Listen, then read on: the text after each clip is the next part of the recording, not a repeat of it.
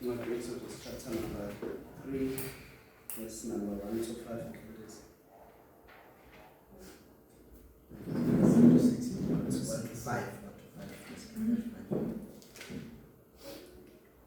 uNkulunkulu uzibonakalisa esihlahleni esivuthayo. uMose wayalusa izimvu zikaJethro umkhwe wakhe, umpristi wakaMidiyani. Waziqhuba izimvu waya ngaphambi kohlala, waze wafika entabeni kaNkulunkulu iHorebu. Kwabonakala kuyingelosi kaJehova elakabini lomlilo livela phakathi kwesihlahla. Wabuka, bheka isihlahla savutha umlilo, kepha isihlahla asiphelanga moya. Wayesethi uMose, mangiphambuke ngiye ngibone lesi sibonakaliso esikhulu, kuba isihlahla asishinganga. uNkulunkulu esebona ukuthi uyaphambuka ukuyobuka, uNkulunkulu wambiza ephakathi kwesihlahla wathi, Moses, Moses. Wathi, ngilapha. Wayesethi, ungasondeli lapha, khumula izicathulo zakhe ezinyaweni zakho, ngokuba indawo omi kuyo ingumhlabathi ongcwele. Wathi, nginguNkulunkulu kayihlo, ingumhlabathi ongcwele. That's what it is. That's right. Thank you. You know, the challenge will be also the translation of this class was it's a bush. I don't know what it's okay.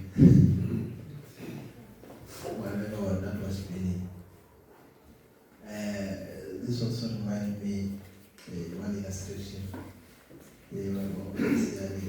From this, you know, from this, she was not so well. It's true. You know, it's a person. Ngenhlanhla umama wakuhlala eduze kwakhe. So incubo esivuka isithunywa esisuma imaphambi kwabantu incela kaNkulunkulu esithi ke uJona wathunywa eNineve. Yena waseya eTarshish wasekusuma kaNkulunkulu. Amen bamfundisi. Wasithi umuntu usuzibazalwane ngokuba uJona wayendoda kaNkulunkulu ithemba sefika olwandle wathuka kakhulu wathatha isikhubuvu ayisaza ukufundisa uzona bajabula. Amen. Uthi wafika la isimo umkhumbu usoqina. Amen. La umkhumbu usoqina bazalwane kuthi wathandazwe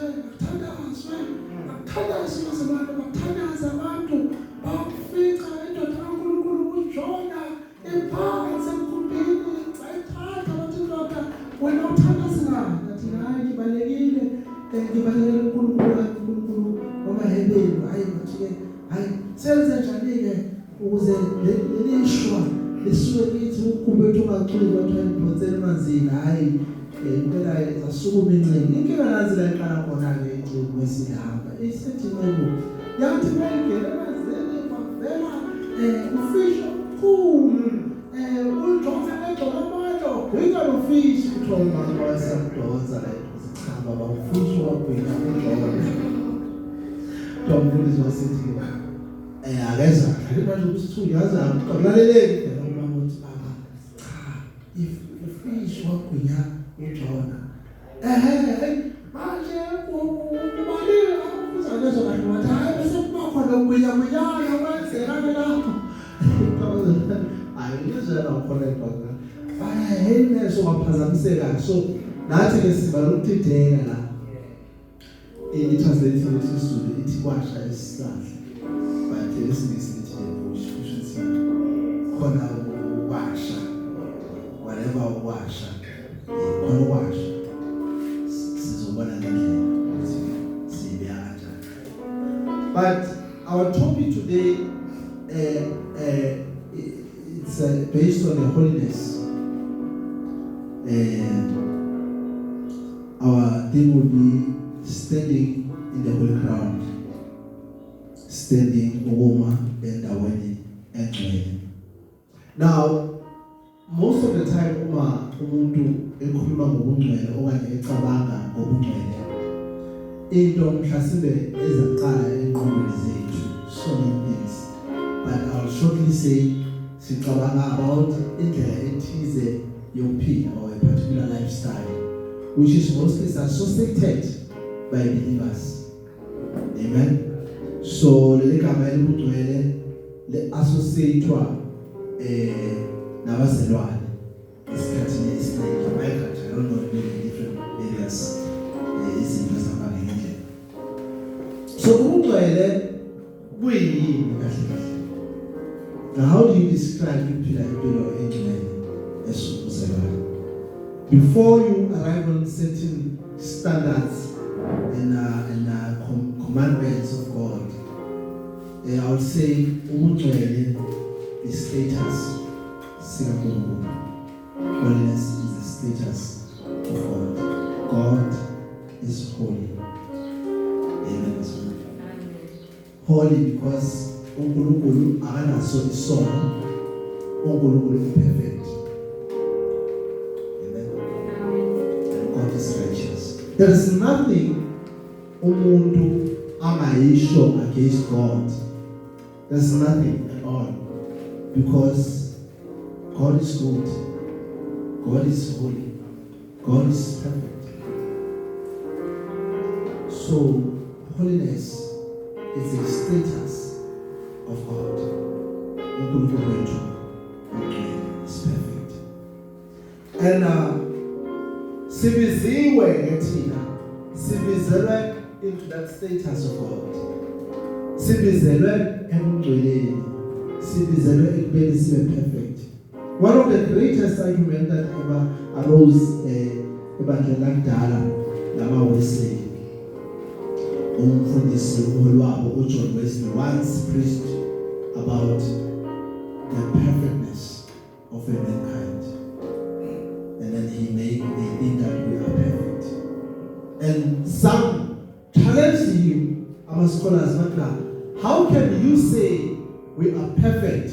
Compare us to God, singabantu na. And then John Wesley, in explaining argument yakhe or his statement, he said, we may not be perfect in flesh, but we are perfected in Christ. Amen. Because remember, if I said simply zero, as I said now, uNkulunkulu wethu perfect, meaning amazwi nathi sibizelwe ekubeni perfect. But the question will be, are we perfect? No, we are not. But here is the good news. We are holding a position of being perfect through Christ, who made us perfect by dying for us in the cross. Because even what was known as isono employment has been taken away in God's, and that makes us perfect. But now there is this thing that we are sanctified, we are set apart. As much as sin is holy, as much as sin is perfect, siphila futhi emhlabeni wezoni, emhlabeni ongekho perfect. But we are in the process. We have been set apart, and daily uNkulunkulu is busy preparing us so that we may be in the perfectness that uNkulunkulu wethu asifuna sibe. Amen. So we are called out and set apart to the holiness and the perfectness of our God. And it's a daily process, Bazalwane. Every day we are smoothing, every day we are shaping. Amen. Ukuthi sibe kuleso simo oyothi ekugcineni asipresente kuNkulunkulu Baba as perfect. For Jesus himself, which Bible, he was found without sin. He was perfect. That is the right person who can present us to Kunkulu as perfect. Even though we are not perfect, but he is in the process of making us perfect. That is why the Bible says, uhleli esandleni sikaBaba sokudla uyasebenzisa every day. Uthi umpostoli uJohane uthi ngokuba sinaye ummeli uthi asifanele siwone, but uma kwenzeka siwona sinommeli, amen, oyakusi wasivumela asimkhosele uNkulunkulu Baba. Jesus, not only that, he is the guy who died for us, but he is also the same guy who is still our advocate. Every day uyasimkhosela uNkulunkulu Baba, so that we may have a favor and uNkulunkulu asibone in the status of Christ as perfect. Amen. Now, the status of God, it is perfect, and we are called actually to be perfect. For uNkulunkulu himself in the book of Leviticus, usho njalo uthi, for I am your Lord God, ye shall be holy, for I am holy. Amen. In the book of Leviticus chapter 11 verse 44. Uthi, ngiwuNkulunkulu, nimele ukuba nibe ngcwele ngokuba mina uNkulunkulu ngingcwele. Amen. Meaning uNkulunkulu unama expectations kuthina to meet his standard, to qualify to be in his presence. Amen. So that we may match his status such. Because unless there's no way we can be in the presence of God. Amen. This is how God introduces himself in this passage. Who's introduced himself? Okay. And uMqele bakhe is later introduced to Israel also in Exodus 20. La athi uNkulunkulu wenu. Amen. Listen Israel, I am your God. Amen. Ningabi nabanye uNkulunkulu. But what is this that God will first say? The first thing that he introduced to Israel, I want you to be careful. Remember, sikhuluma ngoNkulunkulu la operfect, sikhuluma ngoNkulunkulu ongcwele, sikhuluma ngoNkulunkulu onganasono. But when he speaks to Israel, uthi thanda uNkulunkulu wakho ngenhliziyo yakho yonke nangakho konke. So mina ngamanye amazwi, uma uNkulunkulu introduce uyena, because ungcwele, it is not just a status or igama, but it is his character. He is a holy God. He is a holy God. Amen. He is a holy God.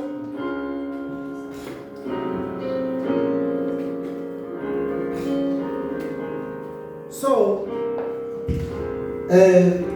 njengoba uNkulunkulu introducer imithetho eyishumi, le mithetho was supposed to reveal izimiso zikaNkulunkulu, the standards zikaNkulunkulu, the lifestyle elindeleke kuthina. But listen, the very first thing that God introduced in Exodus 20 is the topic of love.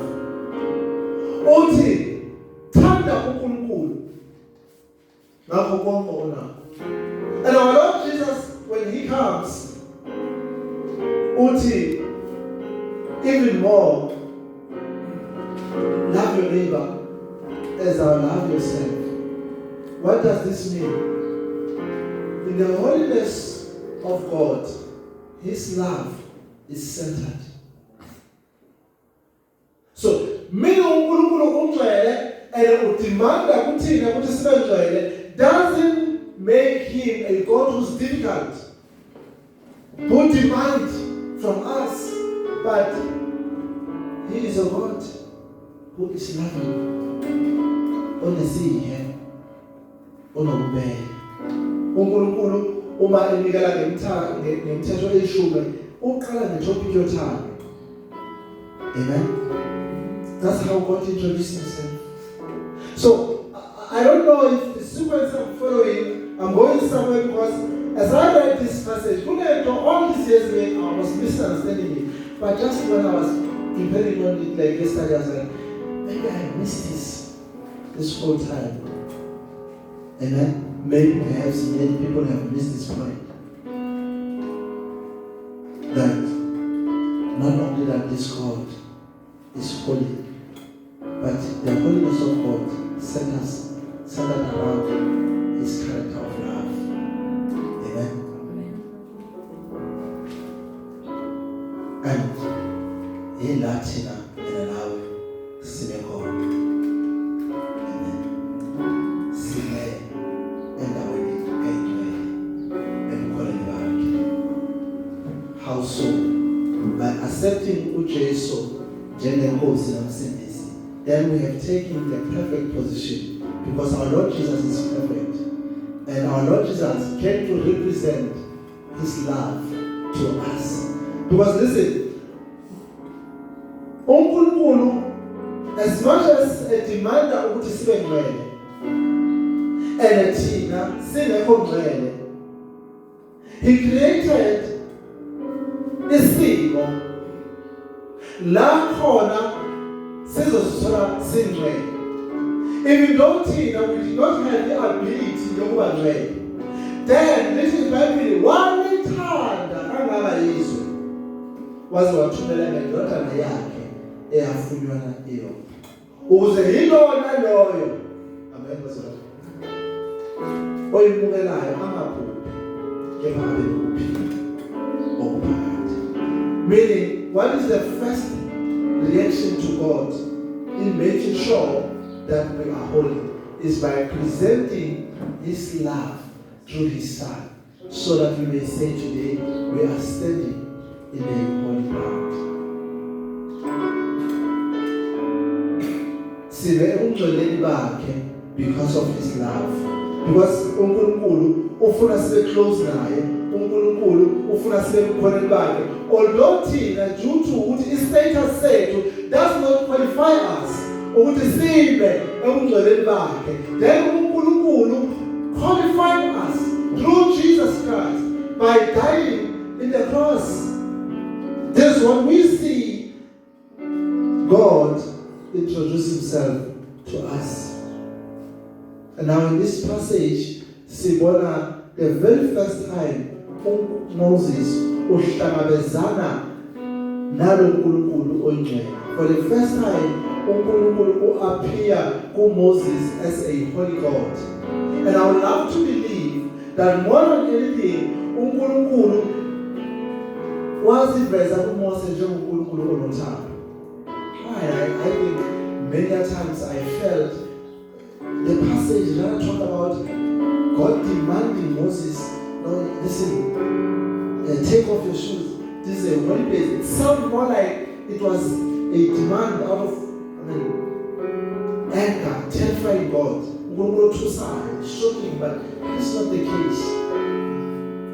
That is not the case. Let's listen to this passage carefully as we try to understand our position in God. This holy God, this perfect God, the God ongenaso isono. Amen. Now the first thing that we want to talk about is the burning bush. Amen. uMose wabona isihlahla sisha. How funny that I see two different things, but it's okay.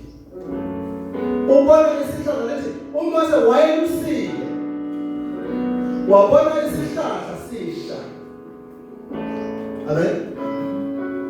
Sivutha wabona isihlahla sivutha but singashi.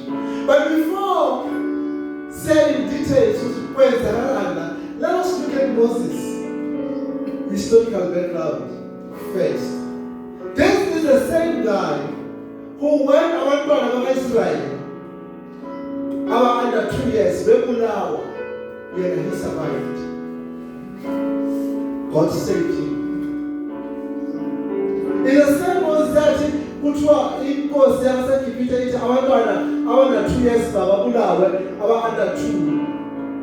Now he was under 2, but uma wakhe wakwazi ukumfihla emfuleni eNile wasurvive. This is the same Moses owakhulela endlini eBhayibheli eliziveza yena njengesoni, njengenkosi enonya, inkosi engazananga noNkulunkulu. The same Moses esikhuluma ngayo wayekhulela kuleyo ndlu. Meaning Moses does not even have a proper relationship with God since he was raised in a pagan house. A pagan was running about abangakholwa. So it's not a pagan theological language. Amen. But this is the same Moses. Ethi noma esembuleka amehlo ebona ububi owenziwa kubantwana bakaIsrayeli. Wazama greatest solution ukuthi abulale umGibhithe so to save Israel. And that's he was committing sin. Meaning, how do you explain Moses? He was a simple guy. Even if everyone had to pay right, someone later solution became even worse. He do something that is even worse. Because in his character, Moses is not holy. In his character, Moses is a simple guy. And Moses will end up Emidiani ezolomakhala ngoba esaba ukuthi uFaro uzozwa ukuthi ubulala umGibhithe because it was unlawful to kill the Egyptians but lawful to kill the Israelites. Amen. Ngakho kumthethweni ukubulala umGibhithe but kusemthethweni ukubulala uIsrael. Now Moses did not like that system, but poor Moses, what do you know? He tries to bring a solution, then he does something even worse. Number Exodus 20, thou shalt not kill. Amen? So what Moses? Moses is just a helpless sinner like you and me. Even when before he started to bring solutions, he became even worse. And the Bible tells us that then he went to Midian and he stayed there and he served the someone called Jethro. But remember who's this Moses? A simple Moses, a killer. Amen? Then literally Bible, no Moses, no, my son made it. As I was saying, now sister Siasha, Siavuta, what Asishi. And then he tried to look at it from afar, and he don't seem to understand where the hell because by this time, they start to feel like but still, man, but now we are from there, then you want to get close to see what is happening. Amen. So as you try to explain this, you stumble. What was this sign? As a people this Moses, because before you can even speak to him, there's a sign. And the question will be, now the power of team is God to assist. And there are so many views. And I'll go through them a little bit because it's a challenge. Amen. But this is a classic passage. It has been preached over and over again in many pastors. Amen. Try to explain certain issues. But the someone they will be the bush was not consumed. Why? The question will be, why this kind of much? Moses does not understand this. He has never met God. I had experience and worse. He's just an ordinary sinner like you and me. And they want to get close. Can you get close in that position? No. Remember,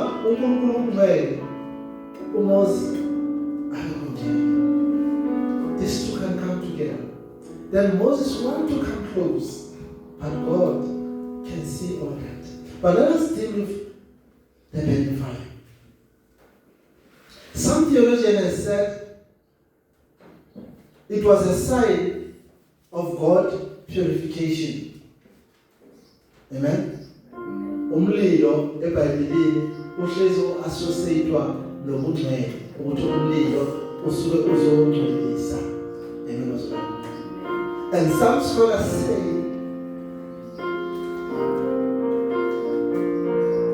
uNkulunkulu wayeveza uphawu lokuthi uIsrayeli ngoba angahlupheka ala isandla sikaFaro kepha uIsrayeli asoze kaphela. Amen.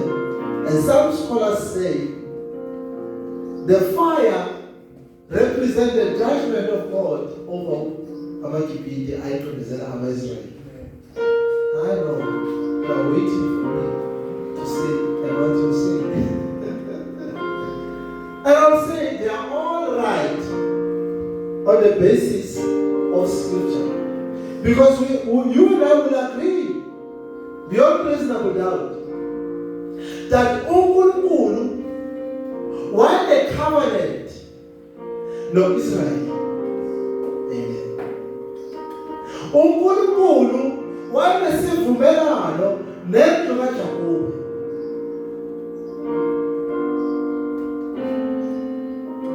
He has chosen Jacob and his house, Israel, as his own. Therefore, God has promised also that they will inherit the land of Israel. So, there is no way that Israel angaphelela la eGibhithe. So, ukuvutha kwalesi sihlahla singashi kusho ukuthi uIsrael akasoze waphela. uIsrael uzohleze ekhona ngoba uNkulunkulu ungakuyena.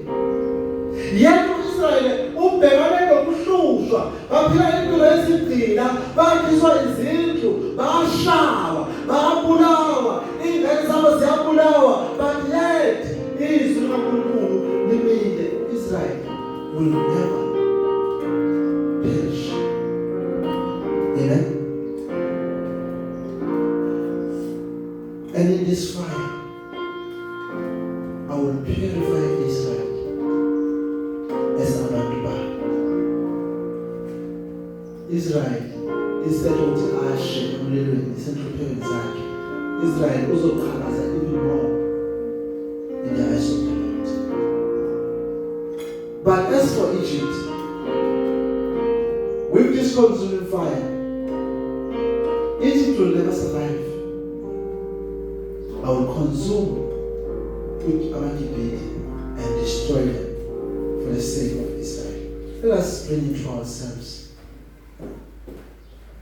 We're living in a world where there's no justice. Everything is hard. It's even hard ukuthola isikole nje ukuthi uyofunda. These things are expensive. You struggle. That's a simple basic thing. Amen. If you will understand 20 times 5 a week, meaning you spend 100 rand just for a single. That is very tough. Amen. And then you realize how difficult it is to pay. Amen. Siyaqikezela ngayo yonke indlela. Isimo asivumelani nathi. But yet uNkulunkulu will save us. Amen. uNkulunkulu ungakuthina. These 25 minutes, even though esihlahla sisha, but siyavuma so kanjalo nabantwana bakaNkulunkulu abamkristu. Njengoba sikhuluma lithi noma singahlupheka okwesikhashana kodwa siyazi ukuthi uNkulunkulu ungumeli wethu. Amen. Noma singafacea ama-challenges, we'll be like lesihlahla esimile emlilweni sisha sivutha kodwa sisasha. What is the position of God in Israel? uNkulunkulu want to protect Israel. uNkulunkulu ufuna ukuqinisekisa ukuthi Israel akapheli.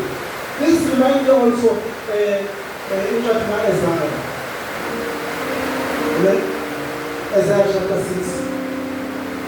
Lithi iBhayibheli amaBhabhiloni afika eIsrael, badestroya idolobha labo, bashisa indoma. Amen.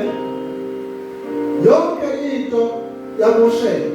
But you see, lithi iBhayibheli sebenzele konke lokho. Oh yeah, this is the point here. Before zonke lezi zinto zenzeke, what happened in Israel? Wafa uNkosi uHoziya, inkosi ekade iphethe. So lithi Israel, they were mourning the death of the king. Asbalila bemona, Isaiah uprofita went to the temple to pray because they were easily. But let the Bible remind me at the temple. Wabona uNkulunkulu, wabona umoya uNkulunkulu ehlezi esihlalweni sobukhosi. Ingelosi lesarafile ziyadumisa zithi holy, holy, holy, the God of all hosts. Amen. Now this is how God introduced himself to Isaiah as a holy God in the temple. But literally Bible, Isaiah was bigger. What oh mina, what mina, engisoni, emhlala endebeni, esemphathi kwabantu abalendebe engcolile. Abantu abawunile, abantu abawona nsuku zonke lithi isarafuna uNkulunkulu esithatha ilahle ealtareni, thithisa emlonyeni wakhe. Esithi yena namhlanje izono zakho zisusiwe. Amen. I don't care about the situation, but with this fire you shall stand, and you will be purified, and you will be perfect. You will be like your God. Amen. Hence I said to you, we are standing in the holy ground, meaning we are secured in the presence of Unkulunkulu wetu. Ayikho into ezosinyakazisa, ayikho into noma ngabe izinto ziyenzeka izimo but sizosurvive because we are standing in the holy ground. We cannot be consumed. Even if we are on fire, fire cannot destroy us. Let us read 1 Peter chapter 1 verse 17.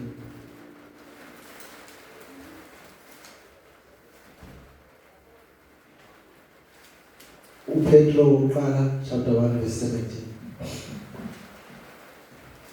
Uma nimbiza ngokuthi Baba, yena owahlulela yilowo nalowo ngokwemisebenzi yakhe, engakhethi kuso, anohamba ngokwesaba esikhathini sokuhlala kwenu ngokufokazini.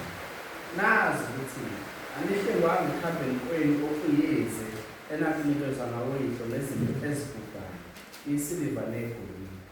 Kodwa ngegazi elinqabileyo likaKristu, kungathi elewuli elingenacala, elingenabani, owaziwa phakade, izwe lingakasekele, kepha wabonakaliswa ngesikhathi zokugcina ngenxa yenu, enikholwa nguNkulunkulu ngaye, owamvusa kwabafileyo, nowamnika inkazimulo ukuze ukukholwa kwenu kube nethemba kuNkulunkulu.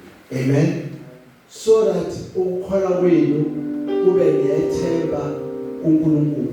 Although sasingaqulify, our Lord Jesus has gave us Jesus Christ so that we may have hope, so that our position may be a position of perfectness, a position of holiness. And hence I said, we are standing in a holy place. Simeenda weni enjoy. Amen.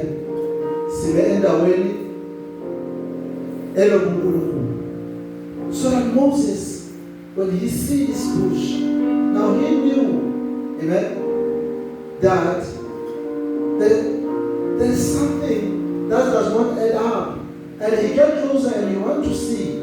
But we try to understand, why did God decide to avele njengesihlahla esivuthayo? Amen. Why did God choose to appear ngalolu hlobo? Amen.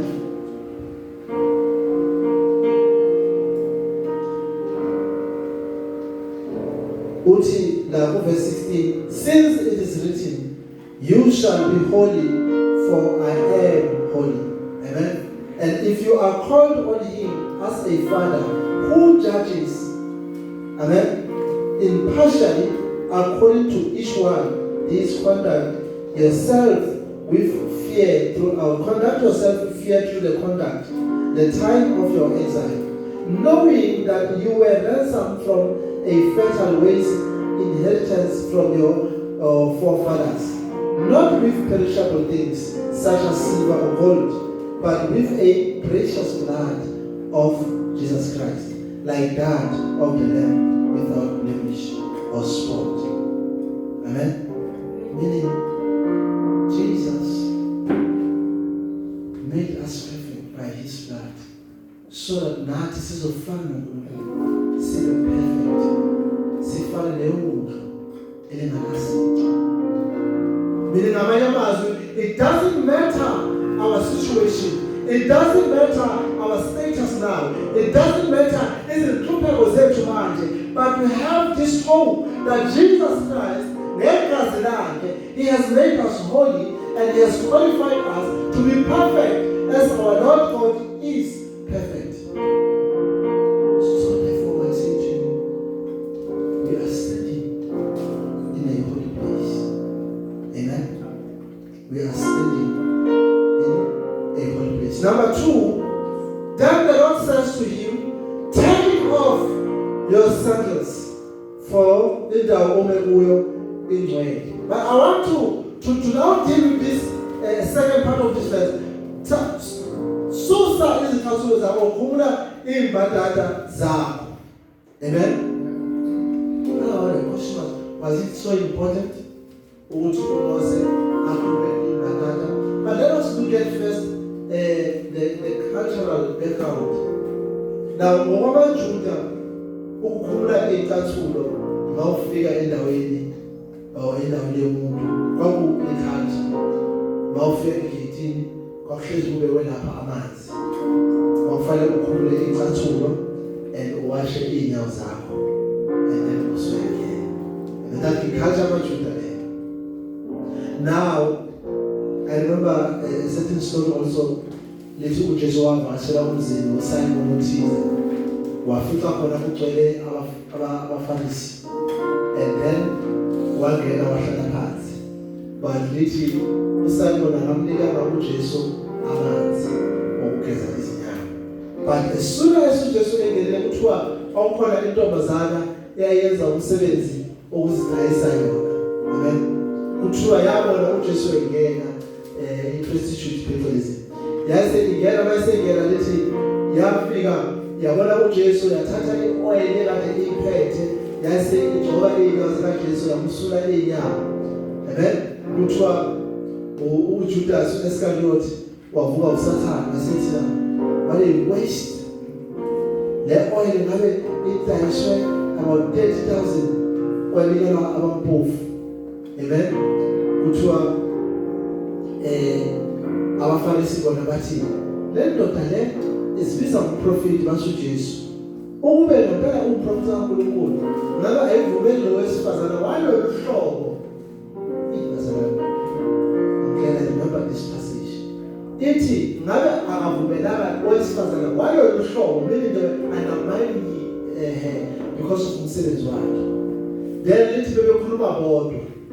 But lithi uJesu wezwa wazi ekusendizweni zabo bekuluza kodwa lapha. Wasethi wena Simon ethi umnikazi wenu sebengene la awunikazana ngisho amanzi usingezina, which is a culture of the Jew.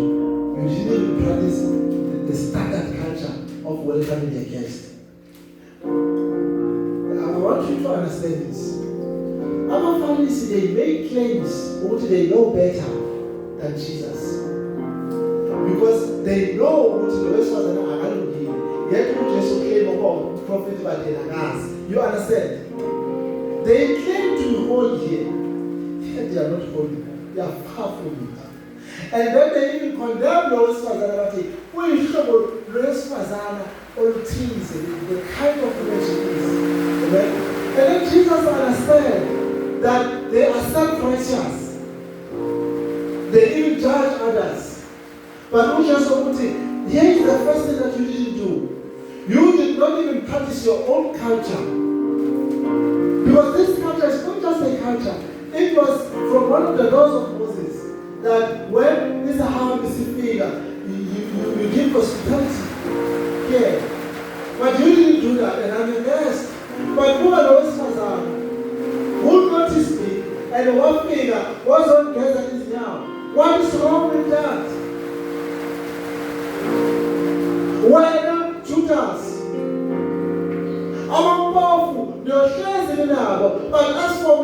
I will not always be with you. But Lowesfazana has chosen to stand in a holy ground. Amen. And Jesus Christ does not say, hey, get away from me. But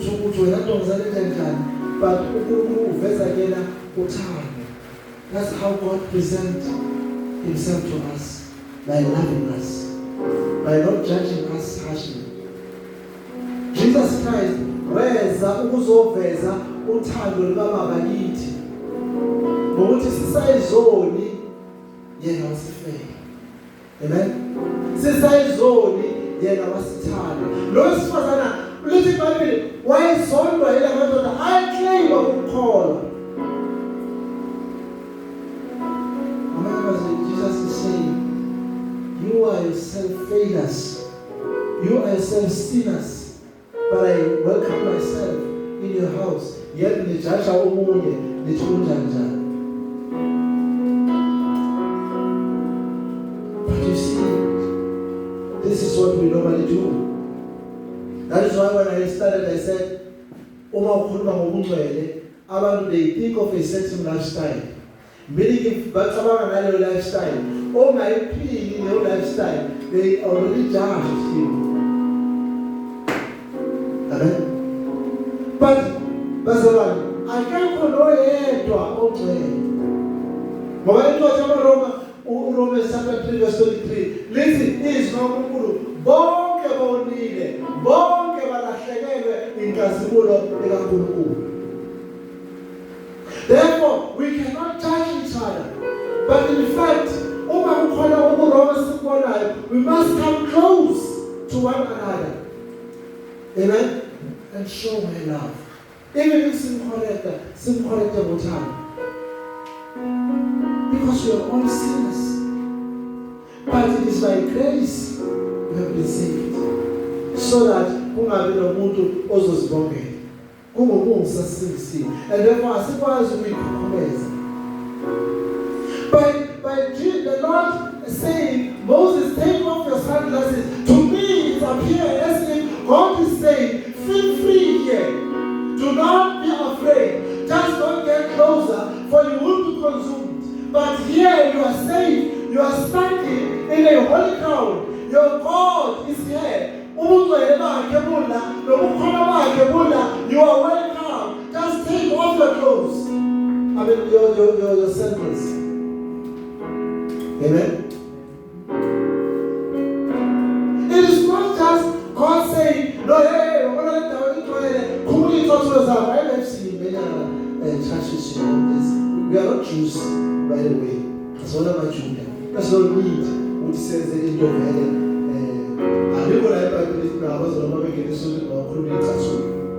We have no obligation to do that. But you see, Ukulu was only doing that in the context of our children. Amen? Because sometimes Ukulu was active and the essence of understand our mind. That's how he loves us.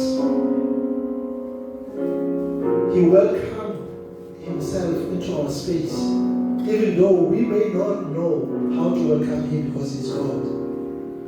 But Jesus was sweating down yake Israel, whether in the his own, and he will come himself so that he may show the love of God to us, so that he may give us a position in God's palace, so that we may say today, we are standing in the holy ground. Amen.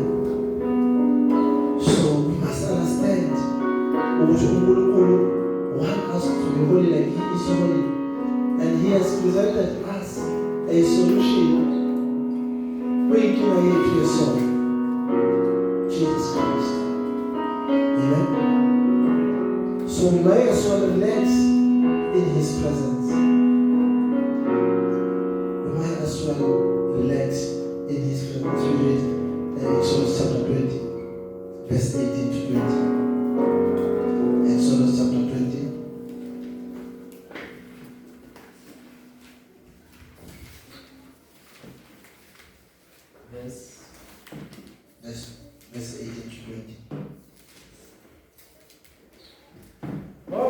babona ukuduma nokunyazima kombani nezwi lecilongo nentaba ithubuqa. Kwathi abantu sebebonile bathuthumela bengaboni. Bathi kuMose, khuluma wena kithi sizwe, kepha uNkulunkulu akangakhulumi kithi, funa sife. uMose wayesethi kubantu, ningesabi ukuba uNkulunkulu uze ukuba aniviviye, ukumesaba kube semehlweni enu, ukuze ningovu. Abantu bema kude, uMose wayesesondele kumnyameni obunzima lapho ekhona uNkulunkulu. Amen. What do you understand about this? Chapter 3, Moses he does not know God. Himself with the Bible, wow, but the second time, because when God set him free, doesn't matter. Now the second time, let's say Mount Sinai, would do my Israel, do not allow Unkulunkulu to the way when a human light in a situation because that's how they understood God. They understood God as Unkulunkulu, but Moses not in the Sahara. It's not the case of king, but it's by blessings and our Sunday, and he stood in the holy ground because God has welcomed him in the first place. Amen. So our Lord Jesus Christ, by dying on the cross, he has welcomed us in his holy ground. He has reconciled us to God. So we have no business with our Ngoba uJesu Kristu usephebezile ulaka lakhe. Lithi iBhayibheli izono zakhe zaba kuyena zonke. Amen. So that he may present us to the Father as holy. Amen. So we have no business in fearing God. Amen. So we must relax in his presence. But I love again, because I really love these days. I'm blessed by Hebrews 23 verse 6. Hebrews 23 verse 6. Just read for me verse 6 there.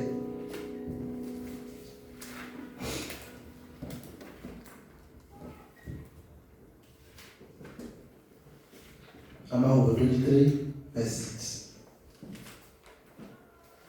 Impela ubuhle nomusa kuyakungilandela imihla yonke yokuphila kwami. Ngiyakuhlala endlini kaJehova kuze kube. Yes, Pastor. Because in his holy ground. That's where we want to be. That's where we want to stand. Now, what David he has said that impela okuhle kuyakulandela. Kuyakuhlala endlini kaJehova insuku zonke zokuphila kwami. That is our position. Uma sesimukele uJesu. Amen. Indawo esizithola sikuyona, into esingayisebenzelanga, into esingakaze sihluphekele, but by just believing in Jesus Christ, we are now standing in the holy ground. Sime ungcwele bakhe okuhle kuyakusilandela insuku zonke zokuphila kwethu. Even if singahlupheka, even if singahlangabezana nezimo ezisho ukuthi umlilo uphezu kwethu, but njengesihlahla we shall stand because we know that forever we shall live in the house of the Lord. Noma ngabe imisebenzi ayitholakali, noma ngabe inkinga ziyavela, but we are hopeful that these things, amen, God shall provide. That is why the Bible in the book of Matthew, ukifuna neqala umbuso wezulu, zonke lezi zinto ziyakunezezela. Amen. We are standing in his holy ground. Our last point is that we are standing in a holy ground. Amen. Sime emhlabeni kaNkulunkulu ongcwele ebukhoneni bakhe. Now let us look at again verse 5. Then he said, do not come here. Take your sandals off of your feet, for the place which you are standing is holy. It's a holy ground. Amen. The place now you are standing is a holy ground. is a perfect character of God. Ubungcwele bakhe. And sibizelwe ebungcweleni bakhe. Sibizelwe nathi ekubeni sibe perfect. Then how can we be perfect? Njengoba siyabantu abayizoni. How can sibe ngabantu abanganasika? How can we be perfect? By accepting Jesus, who is perfect, who is the presenter of love, not fear. Because Apostle John uthi ngoba la kukhona khona uthando ukwesaba akukho. Amen. Athi Apostle Paul ngoba la khona kwavela khona isono umusa wavama. I think it's chapter 6 if I'm not mistaken, in the book of Romans. Amen. La khona kwavela khona isono kanjalo nomusa wavama. Because this grace siyithola ngokuza kukaJesu Kristu. Siyithola ngokuza kwendodana kaNkulunkulu. Athi umbhali waseColossians ngokuba wamthokozisa ngokuba uNkulunkulu babugcwalisiwe kuJesu Kristu. Amen. The fullness of God, or in him dwelleth the fullness of God. So ngokuba yena uJesu Kristu, he is holy. Ngokuba yena uJesu Kristu, he is perfect. Then he is the only one who can argue our case. He can be our advocate and present us to God as holy, so that we may say we are standing in a holy ground, in his presence. Amen. Amen. This means we are standing in the presence of God the Father. But remember, we didn't work for it. Jesus did it for us. Because the Bible teaches us further. Esiphambanweni uJesu wayerepresenta izinhlupheko zethu. But ngosuku lesithathu wavuka warepresenta ukwenqoba kwethu. But remember, we did not go to the cross to die. We did not fight. We did not do anything. He went for us so that he may suffer on our behalf. Little Bible, waxewa abanye bamfela ngamathi washawa wagwazwa. Amen. Amen. But all that so that he may make us perfect. All that so that azosiyenza ukuthi na sibe ngcwele, so that he may present us to God, so that we may share ubukhola kaNkulunkulu, the presence of God, because in his presence we are holy through Jesus Christ who died for us. By his blood we purify izono zethu, wahlanza izono zethu. Amen. So that us presenter kuNkulunkulu Baba, so that we may have victory over poverty, so that we may have victory over izinhlupheko, so that we may have victory over ukufa, so that we may have victory over. That's why Apostle ati for those, amen, who are in Christ, they have overcome the world. Amen. Labo abakuJesu bangabamqobi, for yena uJesu Kristu he has overcome.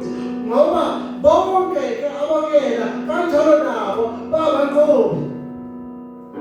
Amen. I said, little children, know that you are of God, because Jesus Christ, who has died for you, has qualified you to be the sons in the house of God. Oh, just so now I called you, amen. I called you friends, but I do not. I called you friends, but now I called you sons, because you are the sons that you are. Listen. iBhayibheli in John chapter 1 verse 12 lithi bonke abamukela amen wayebanikeza ilungelo lokuba ngabantwana bakaNkulunkulu. And how do we then take the status of God since we are sinners? Because uJesu usesenze sabangcolo ukuthi athathe izono zethu azithwale yena esiphambanweni afe endaweni yethu ashawe endaweni yethu ngosuku lesithathu wamemezela ukuqoba. And that victory was not for us, was for himself, so that he may present us uNkulunkulu as holy. Athi Apostle Paul athi I want you ibandla laseKorinte liqalele. Amen. Because incwadi yokuqala ngayibhala nginolaka. For now I thought about it. Ngabona ukuthi uma ngiliphatha kabi, amen. Ngizomhlubula. And therefore uma ngihlubula nina ngiyakungena ngiveze imisebenzi yami kanjani ngoba nina nimsebenzi wami. Nina indlela engakuhlola ngayo ukuthi ngenze kahle na. So therefore even Jesus Christ, he could never return to God the Father empty-handed, because inhloso kwakuthi afe esiphambanweni avuke ngosuku lesithathu so that azosithatha asise kuNkulunkulu Baba and present us. And we must know this. There's nothing that can take away the love of God from us. Not in Lupeo, not in God, not normally, because in Him, Sinagakombe, and we are still in the holy ground. You see, everything in life is about the position that you take. Now the question will be, where are you standing? Where are you standing in your life? Do you have Jesus? Then of course knows this. And if that's the case, I know you are standing in the holy ground. But if that's not the case, I challenge you. Look at yourself in the mirror. I remember as I'm closing, there was this song I used to love. It was a popular song in Free State. This song was so amazing. Well, ngabe sizwe yapi uma ithino lika. That's a big song, yeah. I think I don't know, it's a very shy and useful, I don't know if it is known in case tina sizwe yapi uma ithino lika. You see, I don't know myself. Last week I listened to the most popular pastor on YouTube, Pastor Miles Monroe. I have to say this is not one of my favorite pastors or preacher. I mean, not that I had personal hate, but I just don't like his sermons. He's a very big guy. He's known the Wapala train one. I remember I was a teenager.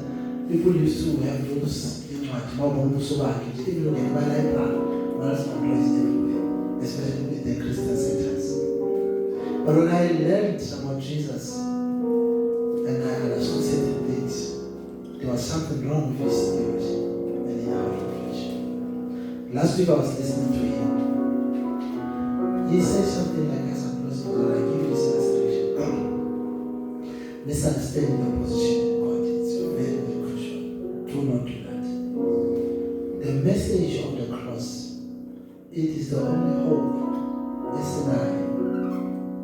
It is the only door to heaven. Without the cross, there's no kingdom for us. Now, Miles Monroe is saying, I always understood him to be heretic. He says out loud. But I did not understand why he's so heretic. Heretic meaning why he is now, when he now talk about his background in one of his sermons, I grew up in Bahamas. I know poverty. I'm training in Lupeo.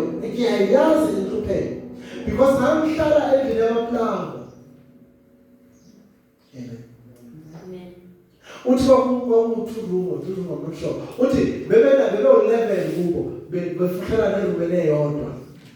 Uthi bayivula ina le ndlu yayiconsa befane babeka amabhakede. And uthi from that I saw poverty and I understood that we are suffering. Uthi but yet ubaba wami wayemfundisi waseBaptist. Amen. Uthi my father was a Baptist preacher, but we were suffering, and I grew up and I said, these sufferings are not my portion. Now, I'm sure you know me. You already see that this is not my portion. Can you hear that? I'm not in advocating of such preachings. What I know, I told myself, oh, now, this is not my portion. There must be something wrong here. When I became a preacher, I told myself, I will never preach anything but the kingdom of God. This sounds good because the kingdom of God is in the Bible. Amen. But here's the problem. There is no kingdom without the cross. That is why our apostolic, they did not preach much of the kingdom of God. But Balfour desire but they knew the only way about to say this one,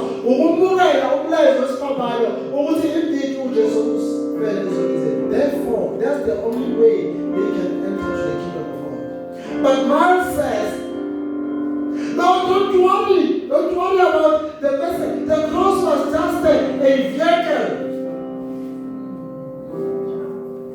It sounds like there's no problem with what he's saying. Oh no,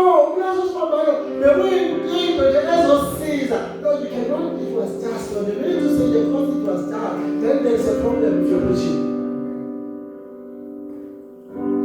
Because the Apostle Paul in the book of Corinthians says, for the message of the cross, it is to those who are perishing, foolishness, but to those who are saved, a power of salvation. Ate encwadini yamaroma alinamahloni evangeli ngoba linamandla ensindiso. Bazalwane, umlayezo wesiphambano, the gospel that Jesus died for our sin, it is a power of our salvation. Without that message, we cannot stand in the holy ground. Because if Jesus did not die in the cross, then izono zethu azisiswini. And if we just it means that we have no hope. That is how they say. That for us to be in the presence of God, to stand in the holy ground of God, we must understand this message. We cannot go around and say, no, we are preaching the message of the kingdom. The cross is just a vehicle to, and that is a problem. And then he goes on. He went on and on and on and on in unity. Amen. He said, Abanabantu, Bambizere, Baba Kola, where is real? That's what he says. Abanabantu, Baba Kola, where is real? Utibatina, Sikholwa, Uinherita. Umhlaba. The question itself also good because even Jesus says that Uti Bazwa Galif of this earth. But which earth? Because we have to understand the Bible this way. The revelation will come and will destroy the enemies. And then Bible will then Nabona Israel leg. Israel Elisha. Nabona Israel Elisha. Now Israel leg. That means even if Utiwa paradise, it is in this very world, but it will be a new world. It will be a kingdom of God. The old will be gone. But God says, that is why He's preaching abazalwane to prosper, to have businesses, to have this, to have that, so that they are already exercising the kingdom. Abazalwane, we cannot exercise the kingdom of God. In this sense, you cannot claim to be in the kingdom of God.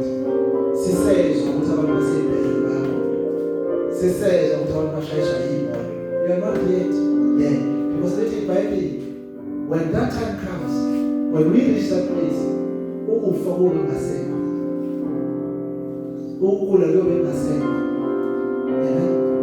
so we are we are set apart for such position. To be in the eternity with God, to be in His kingdom. Amen. But the Holy Spirit is here with us to empower us, so that we may say we are standing in the holy ground in Jesus Christ. We are perfect in Jesus Christ. We are holy in Jesus Christ. Amen. But I must warn you, do not relax. Follow Jesus. Follow His commandment. Learn who is Jesus to your life. Amen. Ujesu makakabi something okhuluma ngayo uma unabazalwane. Kulabazalwane abanjani? Ukhuluma ngoJesu naye nabazalwane. Bawabona babakhala kanjani? Enabantu abaphuzayo ukhulumela kwezikatshwana. Baye nabantu abayigebengu ukhulumela kwezigebengu. Baye nabazalwane hayi uholi udlula kubazalwane. Ukhotha kushona besubadlula. But you must make a choice that you choose Jesus Christ and you live the life of a Christian and that alone.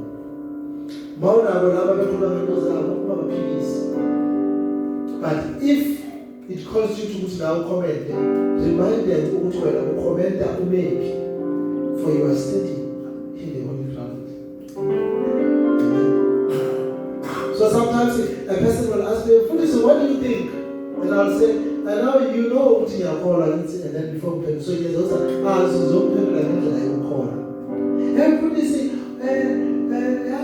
what are you doing now?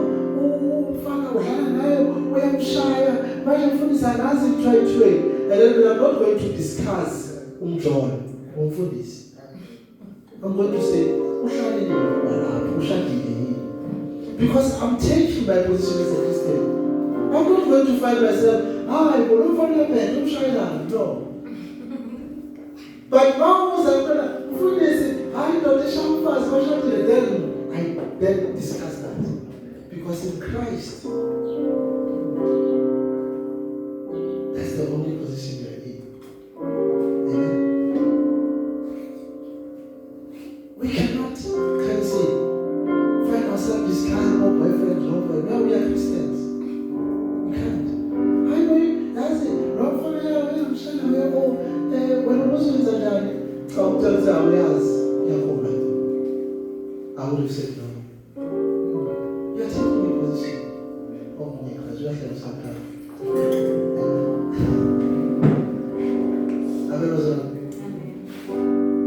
You must take your position. Stand in the holy ground.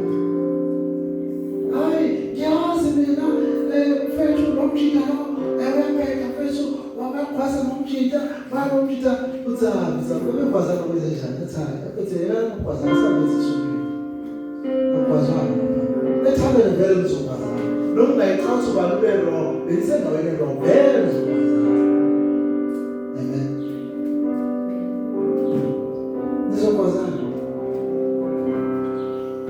So you must know your position. Our Lord God has welcomed us in His presence through our Lord Jesus Christ, who are fathers of His age. And that's where we stand.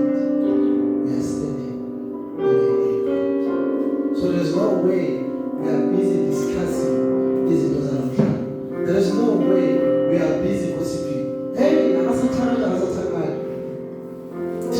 iBhayibheli lithi awuyitestify into ongayibonanga. Umqambi bakho hey, hayi kuthiwa impela uzoyazi ukuthi yona azayibona. Kuthiwa impela igijima emini kabana ngendlathatha umzekelo njalo lo yakusiza. But some just pray because they don't know their position.